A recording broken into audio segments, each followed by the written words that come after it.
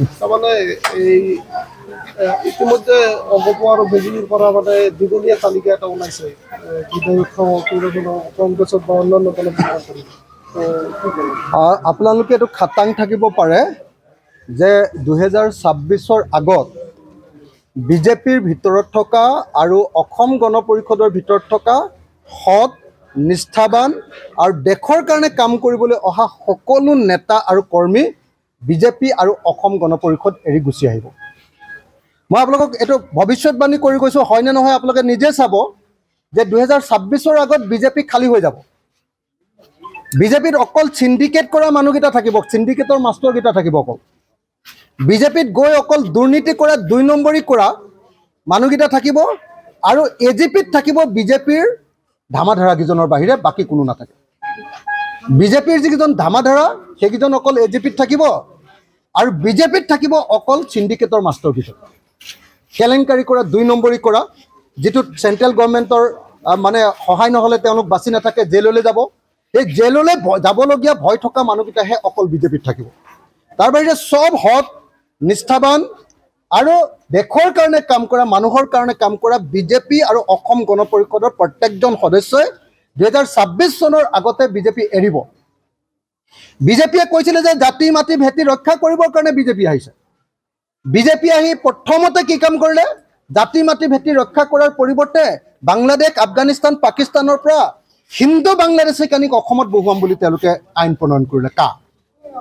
কোন অসমীয়া মানুহ তেওঁলোকৰ লগত থাকিব? কোনো পৰ্যায়ত থাকিব নোৱাৰে তেওঁলোকৰ লগত। বিজেপিৰ আটাইতকৈ ডাঙৰ প্ৰতিশ্ৰুতি আছিলে যে অসমৰ বানপানী আৰু গৰাখহনীয়া সমস্যা নাইকিয়া কৰি বানমুক্ত অসম কৰি দিব।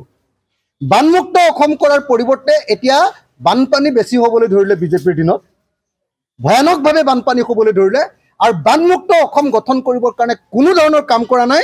অসমৰ মানুহ বানপানীত একেবাৰে ককবকাই থকাৰ সময়তো নৰেন্দ্ৰ মোদী ডাঙৰীয়াই এবাৰ আহি ইয়াতে মাত নিদিলে।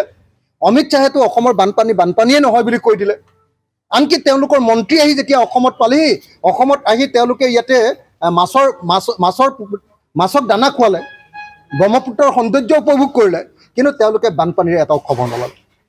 এটা শব্দ বানপানীৰ বিষয়ে প্ৰধানমন্ত্ৰীৰ এটা বাক্য নাই, এটা বাক্য, আনকি ছ'চিয়েল মিডিয়াতো তেওঁ এটা বাক্যও কোৱা নাই। গতিকে অসমৰ বিপদৰ সময়ত যিটো চৰকাৰ নাথাকে অসমৰ লগত, সেই চৰকাৰখনৰ লগত কোন, সেই বিজেপি দলৰ লগত কোন থাকিব? অসমীয়া মানুহ কোন?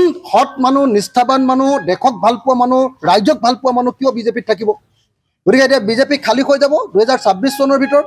এতিয়া যিমানবিলাক বিজেপিৰ মানুহে পদত্যাগ কৰিছে বেছিভাগে এতিয়া ৰাইজৰ দলৰ লগত যোগাযোগ কৰি আছে।